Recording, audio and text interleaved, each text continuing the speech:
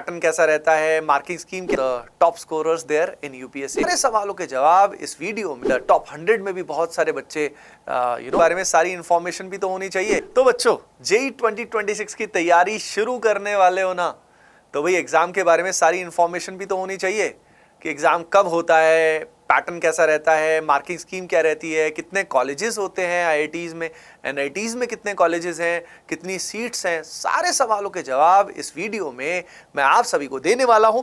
और इस वीडियो के एंड में आप सभी के लिए कुछ अमेजिंग सरप्राइज भी मैं लेकर आया हूं, तो एंड तक जरूर देखिएगा।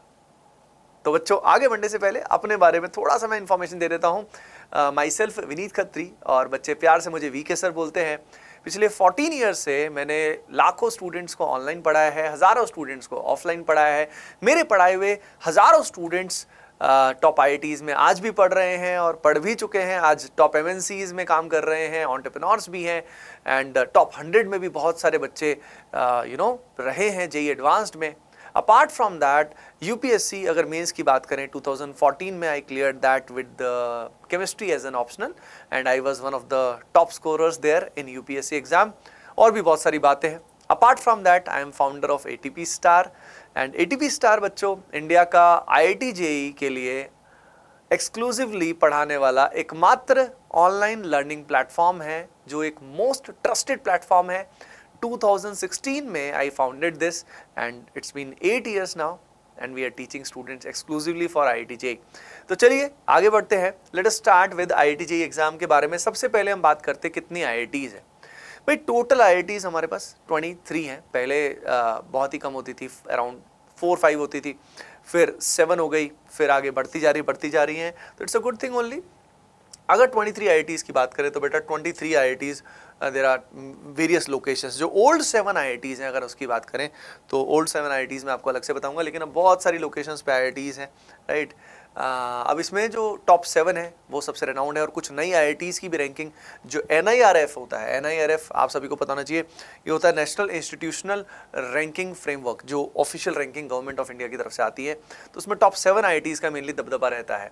अगर हम टोटल सीट्स की बात करें अभी करंट के हिसाब से, तो वो IITs में इतना 17,000 के आसपास है, NITs में 24,000 के आसपास है, यानी टोटल मीनिंगफुल सीट्स हमारे पास 40,000 प्लस सीट्स हैं अगर हम देखें तो। प्लस उसके अलावा CFTIs भी होते हैं, centrally funded technical institution, right. इनकी नंबर ऑफ सीट्स मुझे कंफर्म करनी पड़ेगी थोड़ा एक बार दोबारा से। तो ये कौन से होते हैं? ये NITs और IITs के अलावा भी कुछ ट्रिपल IITs होती है, कुछ ऐसे इंस्टीट्यूशंस होते हैं जिसको गवर्नमेंट फंड करती है, तो ये भी अच्छे कॉलेजेस होते हैं। तो ये जो पर्टिकुलर सीट्स हैं, पहले मैं आप सभी को बताना चाहता हूँ कि नॉर्मली हमें लगता है कि बहुत सारा कंपटीशन है, लेकिन असल में उतना नहीं है, क्योंकि out of around 10 lakh aspirants जो सीट्स होती हैं, meaningful seats apart from IIT, NIT, CFTIs, 70-80 हज़ार ठीक ठाक सीट्स होती हैं, और जो सिंसियर स्टूडेंट्स हैं वो 2-2.5 लाख ही होते हैं, ठीक है। तो डोंट वरी अबाउट इट, मतलब इतना ज़्यादा कंपटीशन है नहीं जितना लगता है। आज के टाइम में ज़्यादातर जनता डिस्ट्रैक्टेड है, आप सभी जानते हो, ज़्यादातर जनता फ़ोन में लगी रहती है और अपना ब्रह्मचर्य का नाश करके बैठी हुई है। तो अगर आप फोकस करते हो, आराम से शांति से पढ़ाई करते हो, सही हैबिट्स रहती हैं आपकी, ब्रह्मचर्य का पालन करते हो, कोई दिक्कत नहीं है, आराम से सब हो जाएगा। जेईई वगैरह कुछ भी नहीं है आपके लिए, बहुत आसान है। टॉप 7 IITs की अगर हम बात करते हैं तो उसमें IIT Delhi, IIT Kanpur, IIT Kharagpur, IIT Roorkee, and along with IIT Guwahati, Madras and IIT Bombay, ये टॉप 7 IITs हैं। अब उसके बाद अगर हम कैंपस लाइफ की बात करें बेटा, तो वहाँ की जो कैंपस लाइफ है ये बहुत ही अमेजिंग है। ये कैंपस लाइफ वाला ये पर्टिकुलर वीडियो आई थिंक यहाँ पे अभी चल नहीं रहा है, कोई बात नहीं। अब वहाँ पे कैंपस लाइफ IITs की बहुत अमेजिंग होती है। अलॉन्ग विद दैट 31 NITs हमारे पास हैं अब इंडिया में। तो 31 NITs में बहुत सारी NITs जो यहाँ पे मेंशन है। ये जो पर्टिकुलर PPT है ना, इसका जो PDF है मैं आपको डिस्क्रिप्शन में दे दूंगा, इस वीडियो को डिस्क्रिप्शन में दे दूंगा, तो आपको कभी भी रेफर करना हो तो this will help you in so many things. ये बाद में भी वीडियो आपके काम आएगा। अब यहाँ पे भी नंबर ऑफ सीट्स जो है पर कॉलेज भी मेंशन्ड है, तो उसकी ऐसा आपको डायरेक्टली नीड अभी नहीं है। अब हम बात करते हैं जेईई मेन के बारे में। देखिए, दो IIT तक पहुंचने के लिए 2 स्टेजेस होती है। पहले जेईई मेन क्वालिफाई करना पड़ता है और फिर एडवांस्ड क्वालिफाई करना पड़ता है। लेकिन IITs के अलावा अगर NITs की बात करें या हमारे फॉर एग्जांपल CFTIs की बात करें, तो उसका एडमिशन जेईई मेन के बेसिस पे भी हो जाता है। तो जेईई मेन तो हमें एनी हाउ देना पड़ता है, सीधा एडवांस को नहीं दे सकते। जेईई मेन का जो एग्जाम होता है बेटा, इसके 2 अटेम्प्ट्स होते हैं अगर हम 12th के साथ देते हैं तो। बाकी इसको 12th के साथ 2 बार दे सकते हैं, 1 साल ड्रॉप करके भी 2 बार दे सकते हैं, और उसके बाद भी एक और ड्रॉप करके भी 2 बार दे सकते हैं। यानी टोटल इसमें 6 अटेम्प्ट्स पॉसिबल हैं। टोटल कितने अटेम्प्ट्स पॉसिबल है? 6 अटेम्प्ट्स पॉसिबल है, राइट। अब जेईई मेन का जो पहला अटेम्प्ट होता है इन जनरल वो जनवरी में होता है, जनवरी एंड में, और सेकंड अटेम्प्ट जो होता है वो अप्रैल के फर्स्ट से सेकंड वीक के बीच में होता है। अब यहाँ पे जो दोनों अटेम्प्ट्स होते हैं इनमें जो बेस्ट परफॉर्मेंस रहता है बच्चे का उसको लिया जाता है। दोनों में से जो बेटर परफॉर्मेंस है उसको रिजल्ट्स के लिए फाइनली चुना जाता है। अगर इसमें एलिजिबिलिटी की बात करें तो क्लास 12th का एग्जाम जो है वो पास होना चाहिए स्टूडेंट्स का। इसमें परसेंटेज का कोई क्राइटेरिया नहीं होता कि इतना परसेंटेज स्टूडेंट्स को लेना पड़ेगा। अब यहाँ पे नंबर ऑफ अटेम्प्ट्स मैं आपको ऑलरेडी बता चुका हूँ। उसके अलावा यहाँ पे नेक्स्ट अगर हम देखें तो सब्जेक्ट्स आपको आपके पास फिजिक्स, केमिस्ट्री, मैथमेटिक्स होना चाहिए, जिसके अंदर फिजिक्स और मैथ्स कंपलसरी है, लेकिन केमिस्ट्री, बायो और टेक्निकल वोकेशनल सब्जेक्ट्स में से कोई भी एक सब्जेक्ट हो सकता है। तो केमिस्ट्री इसमें ऑप्शनल है अगर हम देखें तो, केमिस्ट्री के अलावा भी। लेकिन आप जानते हो एग्जाम के अंदर केमिस्ट्री आता है तो केमिस्ट्री ऑप्शनल हो भी तो फ़ायदा क्या। उसके अलावा अगर हम बात करें तो एक और पेपर होता है जो बी आर्क के लिए होता है। जैसे BTech is the major course, ज़्यादातर बच्चे बीटेक में जाते हैं, बीटेक करते हैं, लेकिन बी आर्क जो होता है बैचलर ऑफ आर्किटेक्चर, वो आर्किटेक्ट जो बनते हैं उसके लिए जो रहता है, उसके लिए हमारे पास पीसीएम ही होना चाहिए कंपलसरी, है ना। अब हम बात करते हैं इसके बाद कि एग्ज़ाम का जो मोड होता है वो क्या होता है। बेटा एग्ज़ाम जो है वो कंप्यूटर बेस्ड एग्जामिनेशन है, यानी कंप्यूटर के सामने आपका एग्ज़ाम होगा, सीबीटी फॉर्मेट उसको बोलते हैं। 3 आवर्स का इसका ड्यूरेशन रहता है। लैंग्वेजेस, मल्टीपल लैंग्वेजेस में एग्जाम कंडक्ट किया जाता है। टाइप ऑफ क्वेश्चंस जो होते हैं वो होते हैं मल्टीपल चॉइस क्वेश्चंस होते हैं, जिसमें हर क्वेश्चन के 4 ऑप्शन होते हैं। उन 4 ऑप्शंस में से एक ही जो ऑप्शन है वो सही होता है। अगर वो स्टूडेंट सही करता है तो उसको +4 मार्क्स मिलते हैं, अगर वो गलत करता है तो नेगेटिव मार्किंग होती है, -1 उसका हो जाता है, तो नेगेटिव मार्किंग होती है। उसके अलावा अब यहाँ पे फिजिक्स, केमिस्ट्री, मैथमेटिक्स के 3 सेक्शंस होते हैं। फिजिक्स, केमिस्ट्री, मैथमेटिक्स के बच्चों यहाँ पे जो नंबर ऑफ क्वेश्चंस होते हैं अगर हम देखें तो वो होते हैं 30 क्वेश्चंस ईच। ये 30 क्वेश्चंस का, फॉर एग्जांपल कोई एक सेक्शन की बात करते हैं फिजिक्स में, तो इसमें फिजिक्स के अंदर 2 पार्ट्स होते हैं। एक पार्ट 1 होता है जिसमें 20 क्वेश्चंस आते हैं जो होते हैं सिंगल करेक्ट क्वेश्चंस, जिसमें एक ही ऑप्शन सही होता है। बाकी 10 क्वेश्चंस जो आते हैं, यानी 20 + 10 रहता है, 30 30 30 टोटल 90 है। 90 में से हर सेक्शन में 20 + 10 रहता है। 10 जो क्वेश्चंस होते हैं बच्चों ये न्यूमेरिकल वैल्यू के क्वेश्चंस होते हैं, जिसमें वैल्यू जो आती है, जो क्वेश्चंस का आंसर आते हैं वो न्यूमेरिकल वैल्यू के होते हैं। ये जो 10 क्वेश्चंस होते हैं इनमें से आपको 5 क्वेश्चन ही आप अटेम्प्ट कर सकते हो मैक्सिमम। तो टोटल आउट ऑफ 90 75 क्वेश्चंस आप अटेम्प्ट कर सकते हो। 75 क्वेश्चंस में +4 मार्क्स। अगर मैक्सिमम स्कोर की बात करें तो बच्चों 300 मार्क्स जो है वो मैक्सिमम है। तो 20 + 10 का फंडा आपको समझ में आ गया होगा कि 20 क्वेश्चंस जो हैं वो तो आप सारे करोगे। आउट ऑफ 10 में आपके पास चॉइस रहता है, आप 10 में से 5 क्वेश्चंस मैक्सिमम अटेम्प्ट कर सकते हो। टोटल 300 हो गया आपके पास। अब यहाँ पे पेपर का जो डिफिकल्टी लेवल होता है वो मॉडरेट रहता है। ऑब्वियसली एडवांस का लेवल बहुत अच्छा होता है, एडवांस में क्वेश्चंस बहुत अच्छे आते हैं, नेगेटिव मार्किंग होती है। Total questions I have already told you. यहाँ पे अगर रीसेंट कट ऑफ बात करें, देखिए जेईई 2026 अभी 24 चल रहा है करंटली। अगर हम बात करें तो 24 का पेपर अभी अप्रैल मिड में खत्म होगा, ठीक है। तो उसके बाद 24 के फाइनल कट ऑफ्स हमारे सामने आएंगे, लेकिन इन जनरल जो कट ऑफ्स रहते हैं वो ये रहते हैं। अब ये कट ऑफ क्या बता रहा है, जैसे जनरल का कट ऑफ जो है जनरल कैटेगरी के स्टूडेंट का 90.77 परसेंटाइल है। परसेंटाइल का बहुत बच्चों को मीनिंग नहीं पता होता। परसेंटाइल का मतलब सिंपली ये है कि अगर आपका फॉर एग्जाम्पल 90 परसेंटाइल है, इसका मतलब आप टॉप 10% में हो। इसका मतलब आपकी जो रैंक है वो टॉप 10% में आ गई है। जैसे आपका 99 परसेंटाइल है तो आप 99.1 परसेंटाइल है, तो 0.9% जो बच्चे हैं ना उसके बाद आपका रैंक है जस्ट। तो फॉर एग्जाम्पल किसी का 60 परसेंटाइल है, इसका मतलब वो टॉप 40 परसेंटाइल में लाई कर रहा है, टॉप 40% बच्चों में लाई कर रहा है। तो 90 परसेंटाइल कट ऑफ का मतलब क्या है कि आपको टॉप 10% बच्चों में रहना पड़ेगा, ठीक है। तो परसेंटाइल का फंडा यही होता है। अब यहाँ पे कितने स्टूडेंट्स एग्जाम में अपीयर हो रहे हैं, तो देखो यूनिक कैंडिडेट्स अलग होते हैं। जैसे कि फॉर एग्जांपल हर अटेम्प्ट में अलग अलग स्टूडेंट्स भी कई बार अपीयर होते हैं। तो यूनिक कैंडिडेट्स अभी रिसेंटली अगर बात करें तो 12 लाख के आसपास स्टूडेंट्स जो हैं वो यूनिक कैंडिडेट्स जेईई का एग्जाम दे रहे हैं अप्रॉक्सीमेटली। अब बात करते हैं जेईई एडवांस्ड के बारे में। बेटा जेईई एडवांस्ड की अगर हम बात करें तो जेईई तो सभी फुल फॉर्म जानते हैं, जॉइंट एंट्रेंस एग्जाम।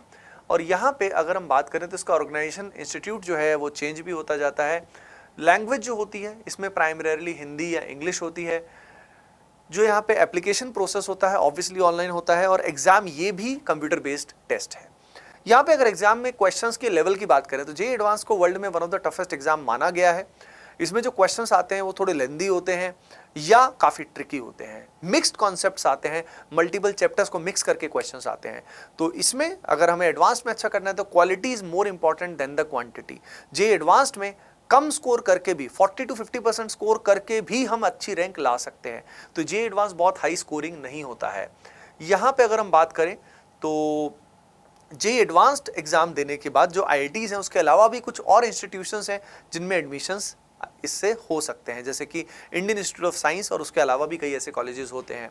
एग्जाम का ड्यूरेशन जो होता है अगर हम बात करें तो यहाँ 2 पेपर्स होते हैं बेटा। एडवांस्ड में पेपर 1 होता है पहले 3 आवर्स का मॉर्निंग स्लॉट में, और आफ्टरनून स्लॉट में भी 3 आवर्स का पेपर होता है। तो 2 पेपर्स यहाँ पे होते हैं, दोनों कंपल्सरी है देना, दोनों में फिजिक्स केमिस्ट्री मैथमेटिक्स आता है। जहाँ पे पेपर के पैटर्न की बात करें तो पेपर का पैटर्न यहाँ फिक्स नहीं होता है, पेपर के नंबर ऑफ मार्क्स फिक्स नहीं होते हैं। यानी यहाँ पे इन जनरल जो टोटल दोनों को पेपर्स का मिला के जो स्कोर आता है वो 300 से 360 के आसपास तक रहता है इन जनरल दोनों पेपर्स मिला के। और यहाँ पे क्वेश्चंस की वैरायटी ज़्यादा होती है। यहाँ पे क्वेश्चन जो होते हैं बेटा वो ऐसे क्वेश्चंस भी हो सकते हैं जिसमें मोर देन 1 ऑप्शन करेक्ट आ जाए, यानी 4 ऑप्शंस में से हो सकता है 2-3 ऑप्शन सही हो। न्यूमेरिकल वैल्यू के क्वेश्चन हो सकते हैं, कॉम्प्रीहेंडिंग एबिलिटी वाले पैराग्राफ बेस्ड क्वेश्चंस हो सकते हैं, मैट्रिक्स मैच हो सकते हैं, यानी variety type of questions are being asked in the JEE advanced. Okay, अब इसको कौन ऑर्गेनाइज करता है? तो देखो इसमें जो इंस्टीट्यूशंस होते हैं, जो टॉप 7 आईआईटीज हैं वो इसको ऑर्गेनाइज करती हैं। आप यहाँ से पैटर्न देख सकते हैं, जैसे कि कानपुर ने, फिर रुड़की, फिर दिल्ली, फिर खड़गपुर, फिर मुंबई, फिर गुवाहाटी, फिर मद्रास एंड फिर कानपुर अगेन। तो ये जो साइकिल है ये 7 आईआईटीज का रोस्टर के बेसिस पे इट कीप्स ऑन चेंजिंग। अब यहाँ पे जो एग्जाम का पेपर बनाती है वो एक कमिटी बनाती है जो सारी आईआईटीज और वेरियस एक्सपर्ट्स से मिलके कमिटी होती है, नॉट जस्ट ऑर्गेनाइजिंग इंस्टीट्यूट्स। अब ये जो सारा पूरा प्रोसेस है जेईई मेन का, जेईई एडवांस्ड का, इस पूरे एग्जामिनेशन प्रोसेस को ओवरसी करता है JAB, that is joint admission board. वो पूरा इस प्रोसेस को ओवरसी करता है। तो पूरे एग्जाम्स की कंडक्टिंग बॉडी जो है वो जैब है। अब यहाँ पे जो एडमिनिस्ट्रेटिव प्रोसेस है, यानी एग्जाम का एप्लीकेशन फॉर्म या एप्लीकेशन फिल करवाना, खासतौर पे जेईई मेन की अगर हम बात करें तो वो एनटीए कराता है। तो एनटीए एक एडमिनिस्ट्रेटिव बॉडी है, लेकिन जैब जो है वो ओवरसीइंग बॉडी है। इस पूरे ओवरऑल इस पूरे प्रोसेस को वो टैकल करता है, वो सारा जो प्रोसेस है वो यही बनाता है।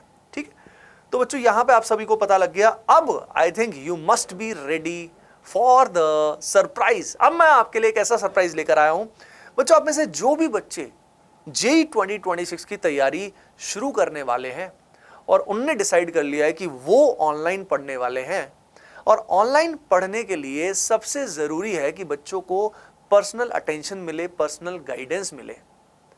लेकिन दिक्कत ये होती है कि इस तरह का बैच जिसमें पर्सनल गाइडेंस मिलती है, मेंटरशिप मिलती है, ये नॉर्मली हमारे लिए अफोर्डेबल नहीं होता, कॉस्ट इफेक्टिव नहीं होता। इसी प्रॉब्लम को दूर करने के लिए बच्चों आप सबके लिए हम लेकर आ रहे हैं द्रोण बैच। ये द्रोण बैच जो है बच्चों, इसमें इंडिया की जो बेस्ट फैकल्टीज हैं वो आपको पढ़ाने वाली हैं। मैं भी आपको इस बैच में पढ़ाने वाला हूं। ये प्रोग्राम जो है वो मैंने ही खुद डिजाइन किया है, एंड ये जो पर्टिकुलर बैच है इट इज फॉर जेईई 2026। इसमें आपको सबसे बड़ी बात है पर्सनल अटेंशन एंड मेंटरशिप मिलने वाली है, प्लस इसके अंदर आपको लाइव डाउट सॉल्विंग फैसिलिटी मिलने वाली है, और अगेन मैंने बताया इंडिया की बेस्ट फैकल्टीज इसमें आपको पढ़ाने वाली है। एंड बच्चों सबसे बड़ी बात, ये फैसिलिटीज इन जनरल, क्योंकि ये काफ़ी प्रीमियम फैसिलिटीज हैं, लेकिन हमने इसको बहुत ही अफोर्डेबल रखा है आप सभी स्टूडेंट्स के लिए। और इसमें कैसे हिस्सा बन सकते हो तो मैं आपको बता देता हूं। 2 अप्रैल को इसकी सारी डिटेल आने वाली है। 2 अप्रैल को ये लॉन्च होने वाला है। 9 अप्रैल को आपकी क्लासेस स्टार्ट हो जाएंगी। और देखिए बच्चों, एक डिस्क्रिप्शन में गूगल फॉर्म दिया हुआ है। अगर आप वो पहले कुछ स्टूडेंट्स बनना चाहते हैं जो इस बैच में एनरोल करने का हक रखना चाहते हैं, ये फैसिलिटी का फायदा उठाना चाहते हैं, तो 2 अप्रैल को उन सभी बच्चों को जो गूगल फॉर्म भरेंगे उनको सबसे पहले एनरोल करने का मौका मिलेगा। तो जो भी वेटिंग लिस्ट का हिस्सा बनना चाहता है द्रोण बैच के लिए, बिकॉज हमने इसको बहुत ही अफोर्डेबल रखा है आप सभी स्टूडेंट्स के लिए, considering the live mentorship, live personal guidance and the live doubt solving facility as well. तो बच्चों आप सभी डिस्क्रिप्शन में दिए हुए गूगल फॉर्म को जरूर फिल करिएगा। बाकी 2 अप्रैल को हम इसे लॉन्च करने वाले हैं on ATP star man channel. तो बहुत मजा आने वाला है एंड 9 अप्रैल से आपकी इसमें क्लासेस शुरू करने वाले हैं। चलिए बच्चों, see you in the next video, bye bye, take care. Hoping that इस वीडियो से आपको हेल्प जरूर मिली होगी। Love you all.